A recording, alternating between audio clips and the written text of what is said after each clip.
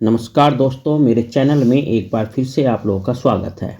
मैंने पिछली वीडियो में आप लोगों को बताया था कि शेर खान ने किस तरीके से चौसा के युद्ध में करारी हार दी हुमायूं को, और हुमायूं वहां से भागने के लिए मजबूर हो गया और अपनी जान बचाने के लिए वो नदी में कूद पड़ा, जहां पर उसकी जान जो है एक भिश्ती ने बचाई।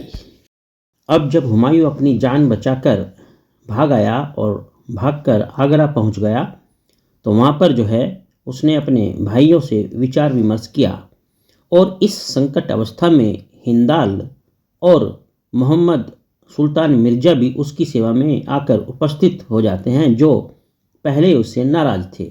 लेकिन इसका जो भाई कामरान था, यानी हुमायूं का भाई कामरान, वो बहुत ही महत्वाकांक्षी व्यक्ति था, और वो इस संकट की अवस्था में भी हुमायूं का साथ नहीं देता है, और हुमायूं का साथ न देकर कामरान लाहौर लौट जाने की निश्चय कर लेता है।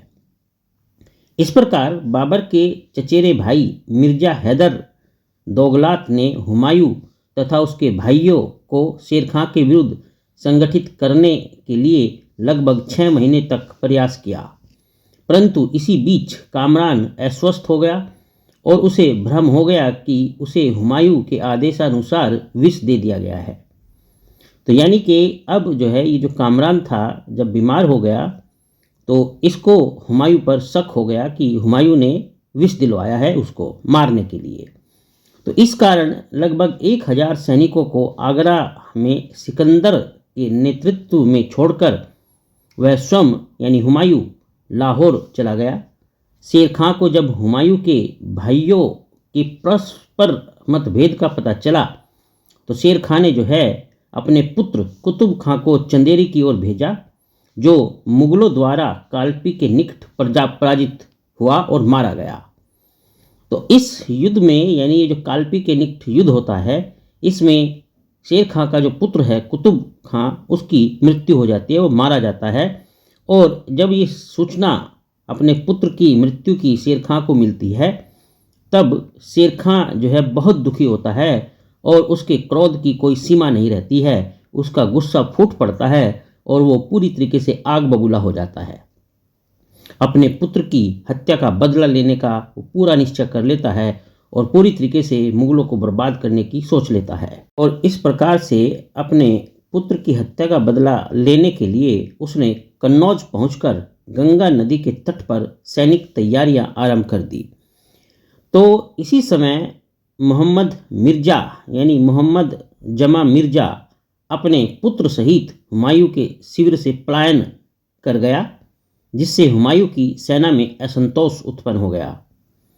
अब इस तरीके से यानी हुमायूं के पक्ष में जो स्थितियां होनी चाहिए थी, अब वो उसके पक्ष में स्थिति नहीं रही, क्योंकि इसकी सेना में असंतोष उत्पन्न हो जाता है। ऐसी दशा में हुमायूं ने नदी पार कर युद्ध करना ही उचित समझा, परंतु नदी पार करते ही बारिश यानी वर्षा आरंभ हो जाती है। अब जब ये बारिश आरंभ हो गई, इससे हुमायूं की सेना में अव्यवस्था फैल गई। तो यानी हुमायूं के दिन अब जो है वो बुरे शुरू हो चुके थे। पहले तो वो चौसा के युद्ध में करारी हार उसने झेली, और अब जो है बारिश की वजह से उसकी सेना में अव्यवस्था फैल गई। शेर खां ने इस अवसर का पूरा लाभ उठाया, और इस अवसर का लाभ उठाकर 17 मई 1540 ईस्वी को मुगल सेना पर अचानक आक्रमण कर दिया, और इस अचानक आक्रमण करने से उसको सफलता प्राप्त हुई, और वो जो है विजय प्राप्त कर मुगलों पर बहुत प्रसन्न हुआ। कन्नौज के इस युद्ध में, जिसको हम बिलग्राम का युद्ध भी कहते हैं, जो 17 मई 1540 ईस्वी को हुआ, और इसमें यानी इस युद्ध में पराजित होने पर हुमायूं विवश होकर निर्वासित हो गया। अर्थात कहने का मतलब ये हुआ कि जो कन्नौज का युद्ध था, इसमें पराजित हो गया हुमायूं, और निर्वासित जो है होकर इधर उधर भटकता रहा। अब अंत में उसने ईरान में जाकर शरण ली। तो यानी ये जो दो युद्ध थे, पहला चौसा का युद्ध जो कि शेर खां जिसमें विजय हुआ था, और हुमायूं पलायन करने के लिए मजबूर हो गया था। और दूसरा, अब ये जो कन्नौज यानी बिलग्राम का युद्ध था, इसमें भी उसकी हुमायूं की हार हुई और हुमायूं जो है अब पूरी तरीके से निर्वासित जीवन जीने पर मजबूर हो गया था।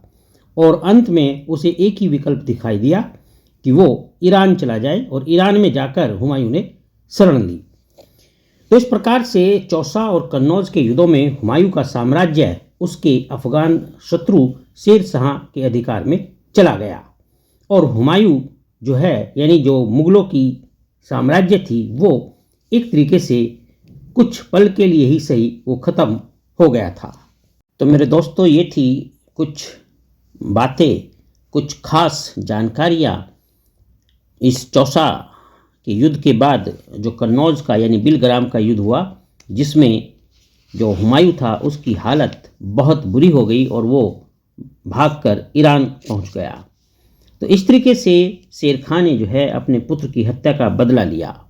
तो चलिए आज मैं यहीं तक रखता हूं और अपनी अगली वीडियो में आप लोगों को बताऊंगा कि शेर खां ने किस तरीके से पंजाब और गख्खर की विजय हासिल प्राप्त की। तो चलिए अपना ध्यान रखना। मुझसे जुड़े रहने के लिए आपका बहुत बहुत धन्यवाद। दोस्तों, अगर चैनल सब्सक्राइब नहीं किया तो एक बार ज़रूर कर लीजिएगा। चलिए, आपका दिन शुभ हो।